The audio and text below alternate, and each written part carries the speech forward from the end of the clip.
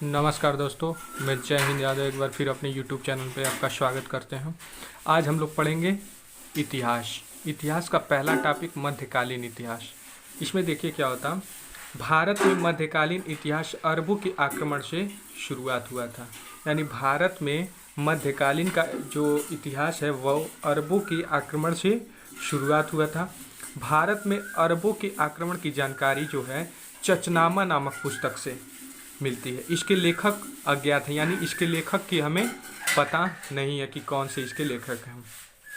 जबकि इसकी फ्रांसीसी में अनुवाद कूफी ने किया था। जबकि इस सब मतलब जो ये जानकारी है मध्यकालीन इतिहास की, इसका अनुवाद फ्रांसीसी में कूफी ने किया था। इराक के समुद्री जहाज को देवल नामक स्थान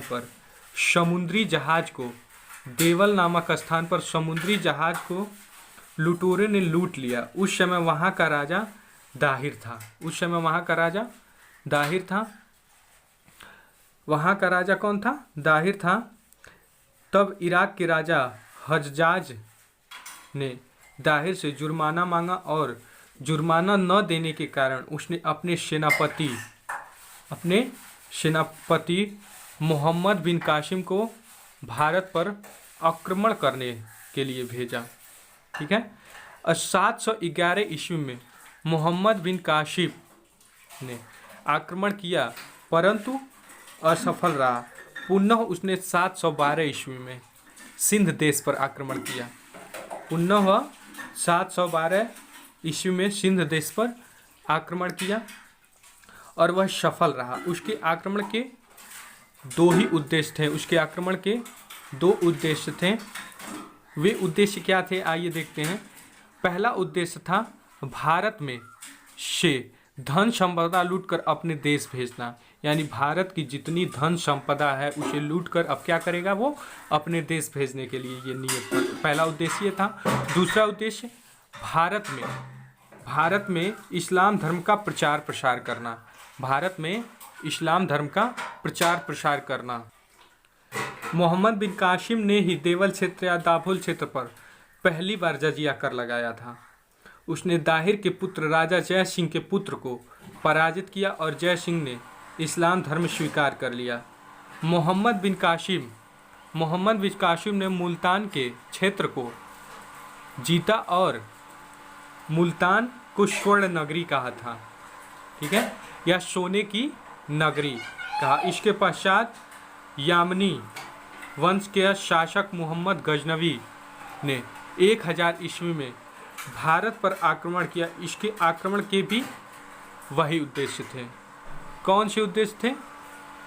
वही उद्देश्य थे जो मोहम्मद बिन कासिम के उद्देश्य थे। वही उद्देश्य किसके थे? मोहम्मद गजनवी ने के भी वही उद्देश्य थे। आक्रमण करते समय उसने कहा कि वह प्रतिवर्ष भारत पर आक्रमण किया करेगा। ठीक है, और वह कुल 17 बार मोहम्मद गजनवी ने कुल 17 बार भारत पर आक्रमण किया। उसके समय का सबसे प्रसिद्ध आक्रमण सोमनाथ मंदिर का लूटा जाना, जो 1025 ईस्वी। उस समय वहाँ का शासक कौन था? चालुक्य वंश भीम प्रथम थे। मोहम्मद गजनवी के साथ कई विद्वान भारत आए थे। जैसे देखिए,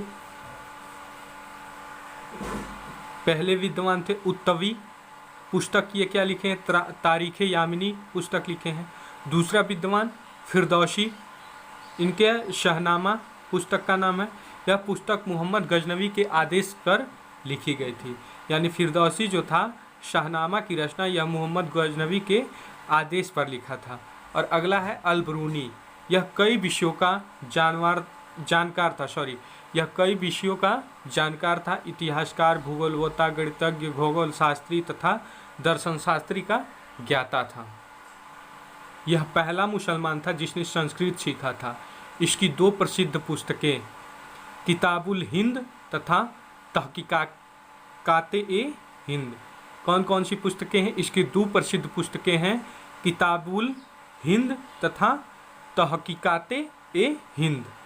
इसके पश्चात गौर वंश का शासक मोहम्मद गौरी ने भारत में एक साम्राज्य स्थापित करने के लिए सोची और इसके लिए सबसे पहले 1175 ईस्वी में मुल्तान क्षेत्र को जीता। भारत में मुस्लिम शासक का वास्तविक संस्थापक मोहम्मद गौरी को माना जाता है। ठीक है, अब आइए देखते हैं कुछ युद्ध के बारे में। जैसे देखिए, तराइना का प्रथम युद्ध कब हुआ था? 1991 ईस्वी में। किस किस के बीच हुआ था? मोहम्मद गौरी और पृथ्वीराज चौहान के बीच हुआ था। कौन सा युद्ध? तराइना का प्रथम युद्ध 1991 ईस्वी में मोहम्मद गौरी और पृथ्वीराज चौहान के बीच में। विजयी कौन हुआ था? पृथ्वीराज चौहान हुआ था। तराइना का द्वितीय युद्ध 1992। तराइना का द्वितीय युद्ध 1992 में मोहम्मद गौरी और पृथ्वीराज चौहान के बीच में, जिसमें मोहम्मद गौरी विजयी हुआ था। अगला है चंदावर का युद्ध, जो हुआ था 1994 ईस्वी में। इसमें कौन कौन लोग थे? मोहम्मद गौरी और जयचंद के मध्य हुआ था। मोहम्मद गौरी और जयचंद के बीच में हुआ था। विजयी कौन हुआ? मोहम्मद गौरी। इस प्रकार मोहम्मद गौरी स्वतंत्र हो गया और लूटपाट करता रहा। भारत में मुस्लिम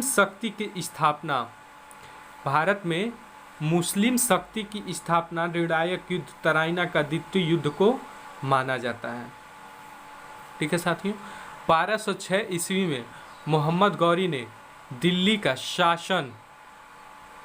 शासन अपने गुलाम शासक कुतुबुद्दीन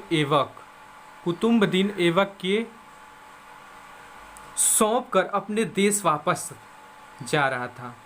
कौन जा रहा था? मोहम्मद गौरी ने दिल्ली का शासन अपने गुलाम वंश शासक कुतुबुद्दीन ऐबक को सौंप कर अपने देश वापस जा रहा था कि रास्ते में ही आतताइयों ने यानी खखोरों ने उनकी हत्या कर।